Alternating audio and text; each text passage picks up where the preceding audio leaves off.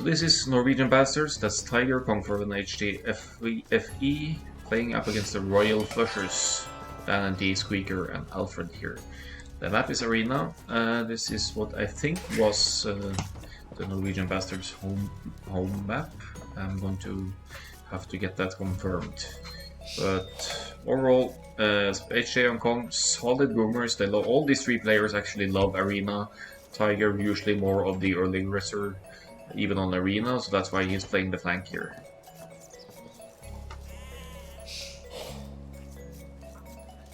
So to talk a little bit about the civs, let's start with Kong Forever. He's going with Burmese for this one. Quite a typical Arena pick, really. You have the potential of going Monk and Siegeproof, because Burmese have great monks with cheap technologies for their monks.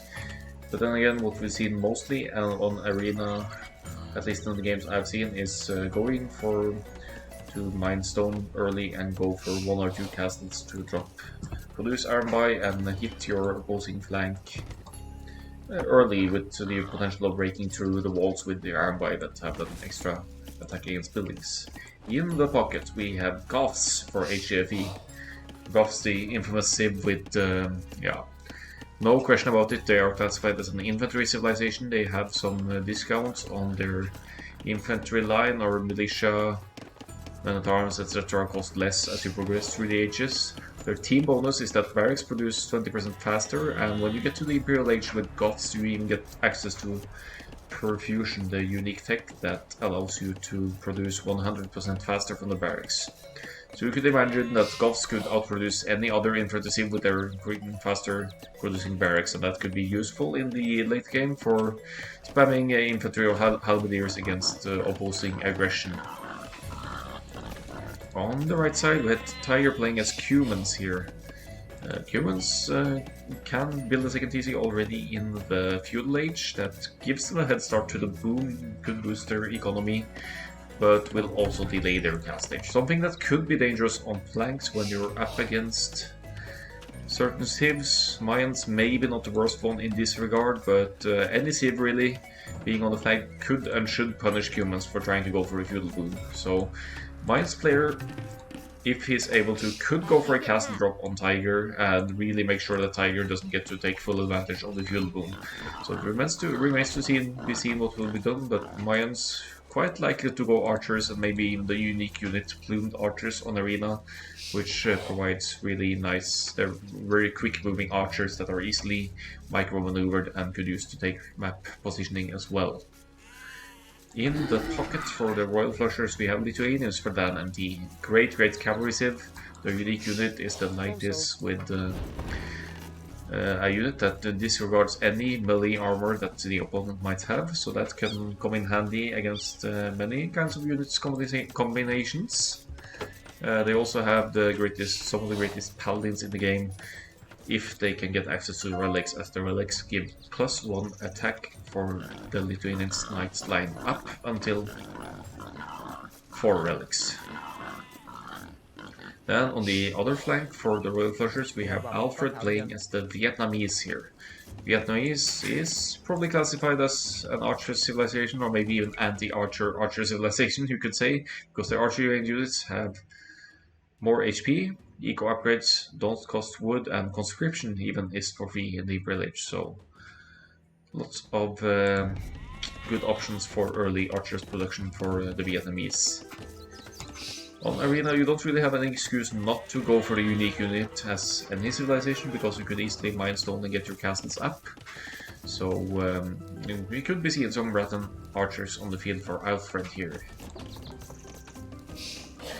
So as expected we see Tiger going up to the feudal age here as the first player is already 40%, he's going at 20 population here.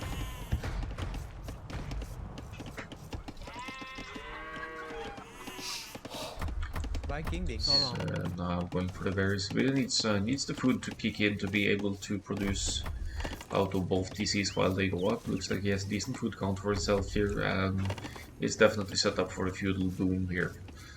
So I'm wondering where he'll put the next TC. It should be well outside the walls, obviously, so maybe for the wood line here, or wood and stone over here, or simply on the on the gold to maximize gold income for later.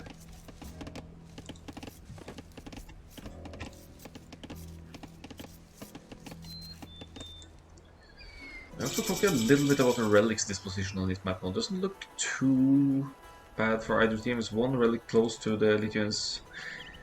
It's definitely more relics on the south side here near the Norwegian Bastards team. So that's going to be a little bit tough for the Lithuanians to contest the relics here. Then again, the Norwegian Bastards has one player committing to the fuel boom here. Okay, so he places the CC pretty close to the walls here. This could be subject to a castle drop fire, but castle drops are rarely successful in team games anyway, considering that there will be army presence on the field, like all of the initial scouts. So Tiger is dropping his second DC. We'll go to see his villager numbers spiking up quickly here, as all of the other players except for Kong Forever are going up to the next stage. Kong Forever probably going to Feudal Age at 30 population here, because he wants that extra villager count with a little bit of later castle age to have eco to sustain what is probably going to be double castle iron by production here.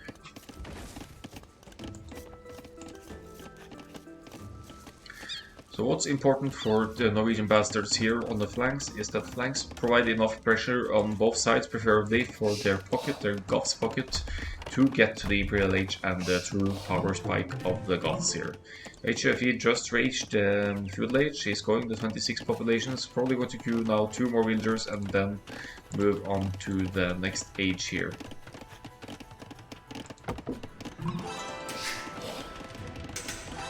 The blacksmith's market. Few villagers also get double bit axe actually before the upgrade, but he's probably set up then to be able to go to the next stage at... Well, this is going to be a 29 pop maybe. He's actually idling the TC a little bit now. There's the castle age click. Okay, so we just need to force drop some food in order to get up here. The flaring going on here, that's just for the scouts fight. They try to decide whether they can take fights against enemy scouts.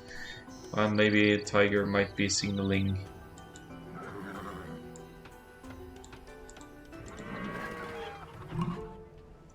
Yeah, keeping the scouts close maybe to... in case they could be able to intercept some enemy scouts here. I'm not sure what's going on here right now. HFE with 3 on gold now, probably had that most of the time. Looks like they only had 1 lumber camp. That's not the most efficient lumber camp in the world, but he's also saving wood for the boom in the next stage probably, so he wants to spend as little wood as possible to have more wood in order to drop 3 TCs immediately, 2 or 3 TCs immediately in the next stage. It's going to be 2 TCs for HA because he's not mining stone. Looking at the villager counts here, it's Tiger is with 38 now because he's committed to the extended feudal age here. He's dropping lots of farms, as you can see. He's doing a good job not getting housed as well, and placing the house foundations in a way that they will act like a wall towards potential early aggression, like a castle drop or other army movement coming to his side.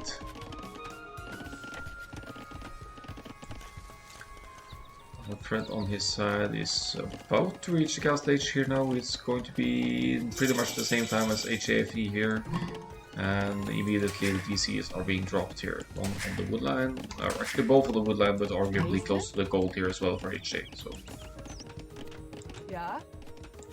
Never mind, he's actually dropping TC on the stone, so it's going to mine a little bit more stone now and then go to Eastwood 100 stone. I think he bought this because I didn't really see him mining any stone. So he's going to drop another third TC as soon as he has the wood to afford it, and he will be on a 4 TC boom. Alfred is dropping the castle already, so he's going straight into the Rattan Archer production. Wise choice actually, because he's up against the Burmese flank here who is getting later to castle age, so Alfred doesn't need to worry about an early castle drop here. There's probably going to be 2 castle production Hong Kong forever here.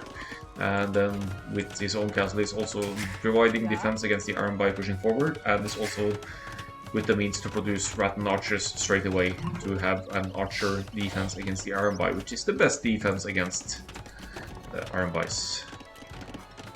One forever. 7 on stone, he's with 400 stone, he's going to drop the second castle as soon as he's able.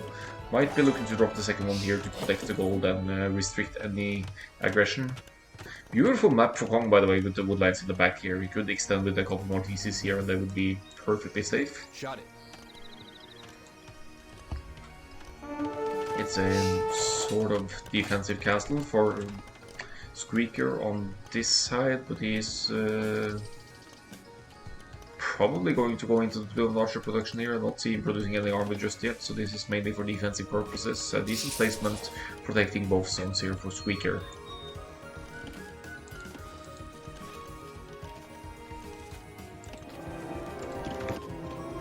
Yeah, see some Rattan archers already from Alfred, so he's ready for Ironby should they come forward. At least the second castle going up for Kong as well. Tiger now on the way to the castle edge. He's successfully been feudal booming, albeit walling a little bit behind here now, dropping the barracks, so he's going to go into some kind of army production here soon enough. Probably going to drop some stables.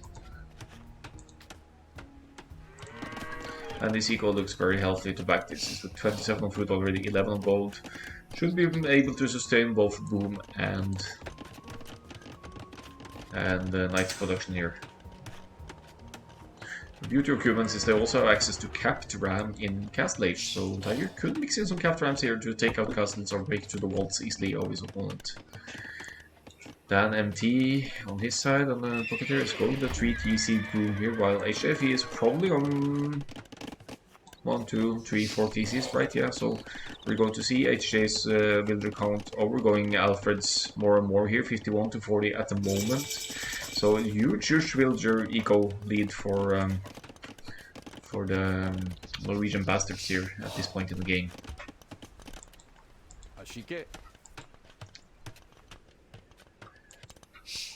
6 Rattan archers on the field for Alfred at the moment, using the Rattan archers to take some map control here, gaining some scouting intel maybe while they're moving out as well. Could be looking to go straight for the pocket here. Is probably just gathering some intel here, maybe going to try and guard some relics.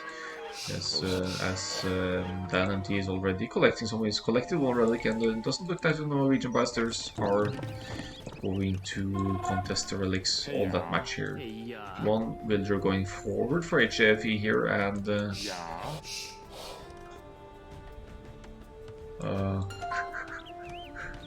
that a villager protecting the relic? Could be a misclick. Not too sure. Yeah, here comes the scout as well. Yeah, it has to be a misplaced gathering point here. There's another villager going forward for HAFE. I think it is not intentional.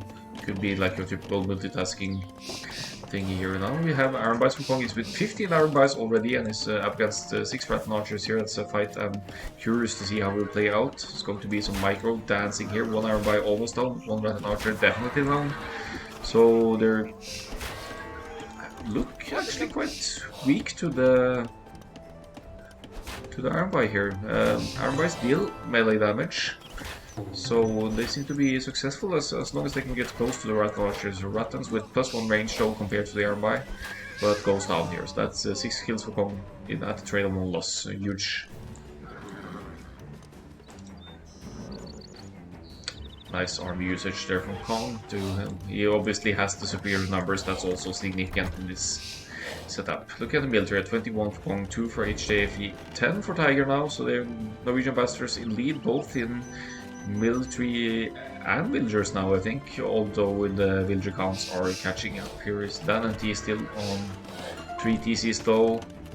Alfred on 3 as well. So HJFE is the only one going for. Kong is with a 1 TC, 2 TC play here now. So he's extending his boom a little bit as well. And Tiger actually committing to only 2 TCs for a moment and then more army production in exchange for that. Good look at the overview here as well. It's yeah.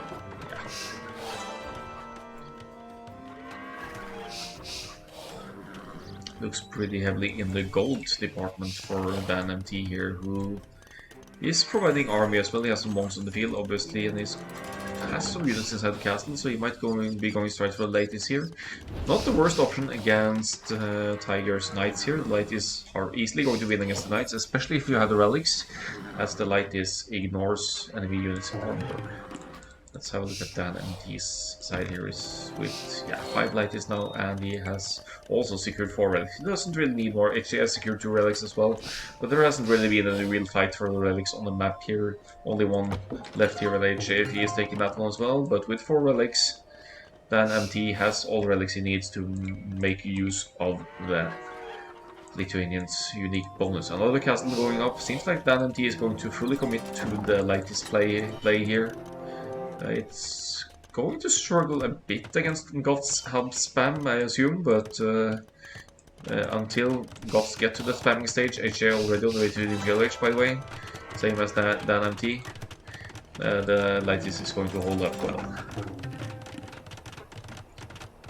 HJFE going up at 100 builders, Dan MT at around 90 here, so not that huge of a difference, but should still show in the eco, I believe, from the setup that HJ is getting Anarchy now to spam Huskarls. They should be doing nicely against Ratmans as well. They are an Archer's counter. And Dan MT with 5 monks here, bringing them home to...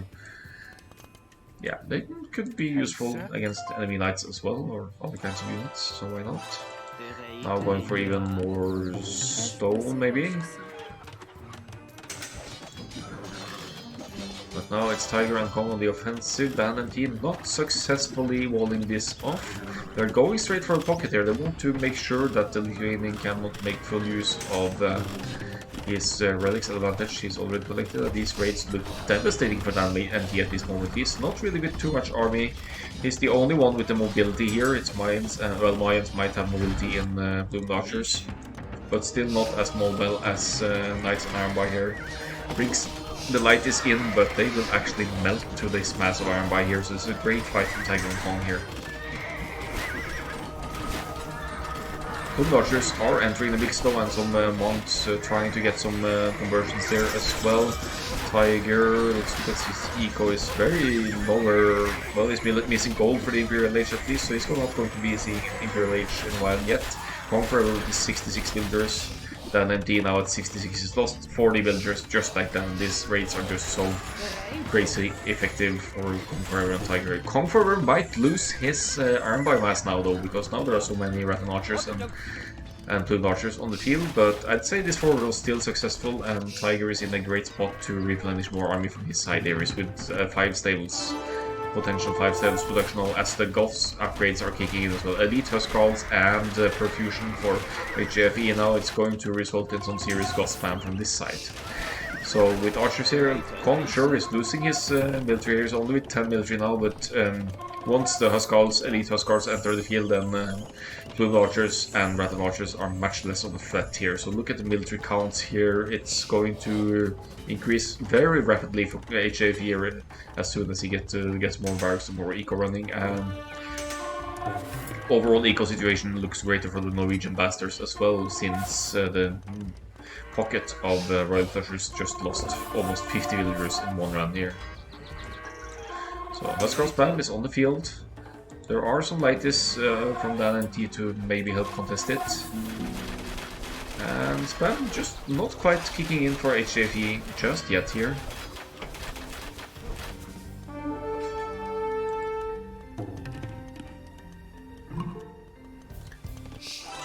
Dan and T reaches the Imperial Age. He did click Imperial Age before the big raid hit in, and as he produces villagers now for consistently from 2 PCs, he will be joining the game, back into the game shortly. He brings his monks in to get some conversions here on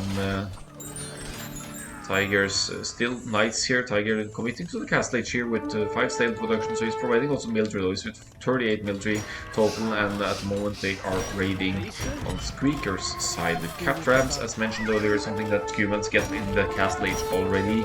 Steady flow of rams here for Tiger from 2 siege workshop here. They did great damage to the pocket, and now they're going to do similar damage to Squeaker here with a mix of cap rams, Huskarls, and knights. As Kong is replenishing his army numbers as well.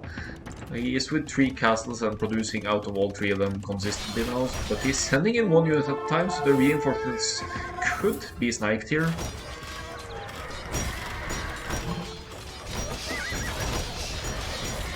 But this Mayan castle will definitely go down, and Tiger is simply committing to all-in Castle Age play here. He's just providing so much army, and the fact that his HJ with the Goth spam is in the Imperial Age, maybe neither Tiger nor Kong need to stress the Imperial Age here, because HJ would be able to provide endless infantry spam and even trebs should need be, should the need arise. So let's have a look at the builder counts again. There's Squeaker losing builders rapidly as well. He was at nearly 100 just a moment ago, and now he's down to 40. So these raids are just devastating for the Royal Flushers here. Diamond T is catching up a little bit. Look at the population counts here. It's 105, 86, and 39 against all with more than 100 here. Kong forever at the lowest, losing his arm by. So at this point, Alfred is the only untouched player. I don't think even with Vietnamese here can hold against a mix of knights and Huskarls here. But Alfred is going to try and push Kong here now. He is way ahead of Kong in terms of military numbers and villager count now, so I think the NMT has a better eco to support him. Okay, so my stats are frozen here. I may need to restart for this to show, but let's just keep some attention to whatever's going on in the field here. You can get an idea of arguably how far the Royal Flushers are behind here in terms of economy and everything. But these numbers are not going to update anymore. I can't even click the minimap here, it sucks, but I can move around a little bit, so I will try to catch the action as well as can anyway.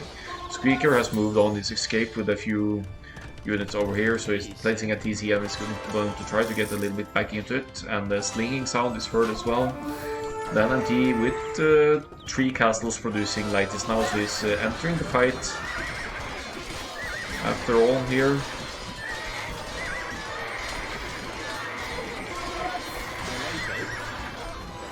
But I think from the general number of units here that the Norwegian bastards are with the superior numbers here and should be able to take great fights here. Cap Rams from Tiger now going for the castle of Dan and T here.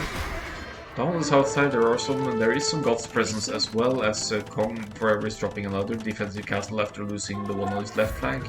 He might lose the first one inside the base here as well, but Alfred will be needing to have some army presence in the north as well to help out his teammates here. No murder holds as we can see, so the Huskarls can help out in taking out castles here. Actually, the Huskarls are dealing with this castle, and Tiger is moving on to take the next one with Cap Rams here.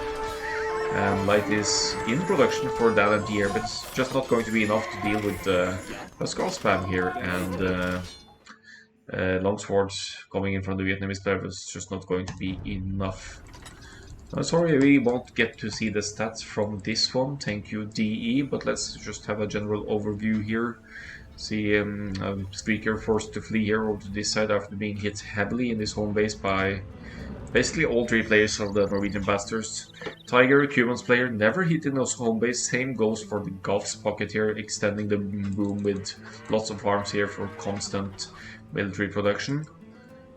And Kong further just holding his own after losing his army and basically acting as a distraction to Alfred, who is trying to deal damage but doesn't manage to deal nearly enough here. So that's it for the first game between these 2 teams. Let's hop into the next one.